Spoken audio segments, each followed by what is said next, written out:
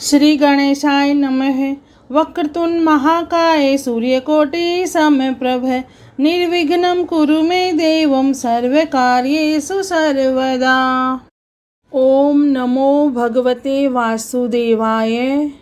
वैशाख मास सुख से साध्य पाप रूपी ईंधन को अग्नि की भांति जलाने वाला, अतिशय पुण्य प्रदान करने वाला तथा धर्म, अर्थ, काम, मोक्ष चारों पुरुषार्थों को देने वाला है।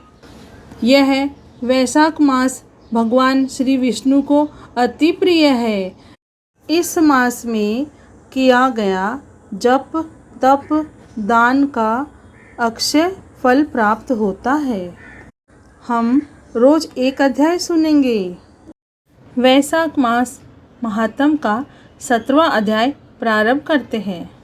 ब्रह्मा जी कहने लगे कि जो वैशाख धर्म का पालन करता है और उसके गुणों का गान करता है, उस पर भगवान प्रसन्न होते हैं। ब्रह्मा जी कहते हैं कि हे यम, उस राजा पर मेरा कोई प्रभाव नहीं है, क्योंकि विष्णु के भक्तों को शुभ अशुभ करने की किसकी सामर्थ्य है। उनके भक्तों को जरा, मृत्यु, व्याधि आदि का कुछ भी भय नहीं होता है। सेवक को स्वामी ने जिस काम के लिए नियुक्त किया है, जब तक उसमें शक्ति है किए जाए, और जब कार्य करने की शक्ति न रहे तो स्वामी से निवेदन कर दे। उसी समय वह उऋण हो जाता है और उसे कोई दोष स्वामी का कार्य करने का नहीं लगता है। अपना कर्तव्य कार्य करने में प्राणियों को कोई दोष नहीं लगता है। हे यम, जब तुम इस कार्य करने में असमर्थ हो तो तुम्हारा क्या दोष है। जब ब्रह्मा जी ने ऐसा कहा तो यम अत्यंत दुखी होकर अश्रुपात करने लगा तथा अत्यंत दीन वाणी से बोला कि हे पितामह, आपकी सेवा से मुझको सब कुछ मिल गया, परंतु अब मुझे अपने काम पर जाने की तब तक इच्छा नहीं है जब तक भूमंडल पर वह राजा राज्य करता है। जब तक इस राजा को इस कार्य से मैं चलायमान नहीं कर देता, मुझको विश्राम प्राप्त नहीं हो सकता। आप मेरे इस कार्य को सिद्ध कर दीजिए, तब ही मैं फिर से शासन कर सकता हूँ। यम की यह बात सुनकर ब्रह्मा जी सोच में पड़ गए। थोड़ी देर विचार करके ब्रह्मा जब यम को समझाते हुए बोले कि हे यम, इस वैष्णव धर्म में परायण राजा का निग्रह तू नहीं कर सकता, और यदि क्रोध वशात तू नहीं मानता तो विष्णु भगवान के पास चलते हैं। जैसी वह आज्ञा करेंगे वैसा ही किया जाएगा। ऐसा कह ब्रह्मा जी यम को साथ लेकर क्षीर सागर में गए और निर्गुण रूप परमेश्वर आदित्य पुरुषोत्तम भगवान की सांख्य योग से स्तुति करने लगे। इस प्रकार की स्तुति पर श्री विष्णु भगवान प्रकट हुए और गंभीर वाणी से कहने लगे कि तुम्हारे आने का क्या कारण है। क्या तुम राक्षसों द्वारा सताए गए हो।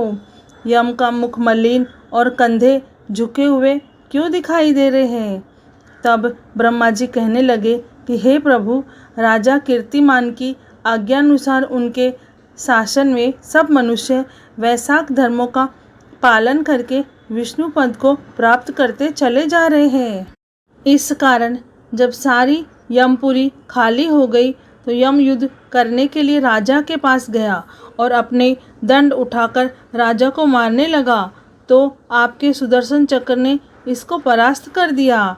अब यह दुखी होकर मेरे पास आया है।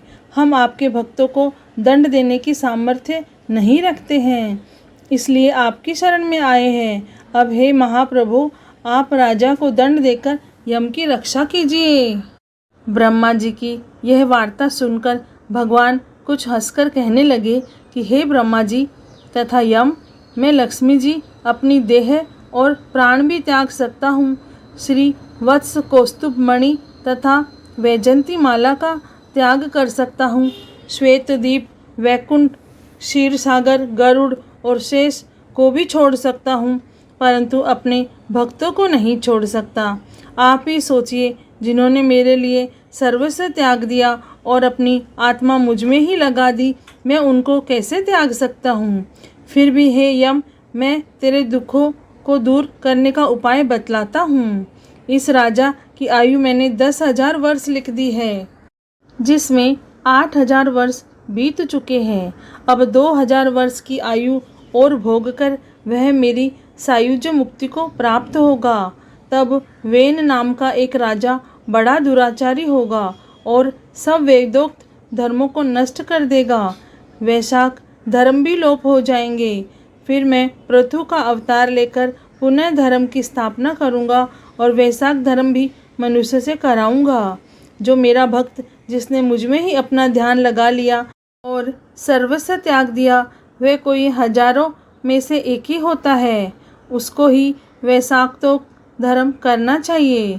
बहुत थोड़े मनुष्य पृथ्वी पर मेरे इस धर्म को जानने वाले हैं। अब हे यम, तू किसी प्रकार से दुखी मत हो, तेरे काम की सिद्धि हो जाएगी। वह राजा तेरा भाग भी देगा। अपने अपने भाग को ग्रहण करने वाला दुखी नहीं होता है। जो मनुष्य उद्रश्य से प्रतिदिन स्नान, अर्घ्य, जल, कुंभ, दही अनादि का दान नहीं करेंगे, उनका वैशाख धर्म निष्फल हो जाएगा। जो कोई प्राणी तुम्हारा भाग देकर वैशाख धर्म करे, उनके कार्य में तुम विघ्न मत डालो। और जो तुम्हारा भाग दिए बिना ही केवल भजन करता है, उसको मेरी आज्ञा से तुम अवश्य दंड दो। उस राजा से तुम्हें भाग दिलाने के लिए मैं अभी सुनंद को भेजता हूँ। वह अवश्य राजा को समझाकर तुम्हारा भाग दिलाएगा। इस प्रकार हर तरफ से यम को आश्वासन देकर भगवान अंतर्ध्यान हो गए। यम भी प्रसन्नता से अपनी पुरी को चला गया। और फिर भगवान की आज्ञा से जैसे सुनंद ने राजा को समझाया, सभी ने वैशाख मास के धर्मों में यम को भाग दिया। इसलिए वैशाख मास में प्रतिदिन यम के निमित्त स्नान अर्घ्यादि करना चाहिए, नहीं तो वैशाख के सब कर्म निष्फल हो जाते हैं। वैशाख की पूर्णिमा को सबसे पहले यमराज के निमित्त जल का घड़ा, दही तथा अन्नदान करना चाहिए।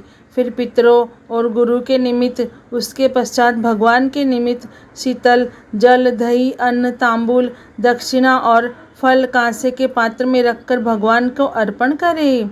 इस प्रकार राजा अपनी पूरी आयु को भोग कर अपने पुत्र पौत्रादि समेत वैकुंठ को चला गया। जब यह राजा वैकुंठ को चला गया तो वेन राम का महापापी नीच राजा हुआ। उसने सब धर्मों तथा वैशाख के धर्मों का भी लोप कर दिया। वैशाख मास महात्म में 17वां अध्याय पूर्ण हुआ। ओम नमो भगवते वासुदेवाय। जय श्री कृष्णा, जय श्री राम।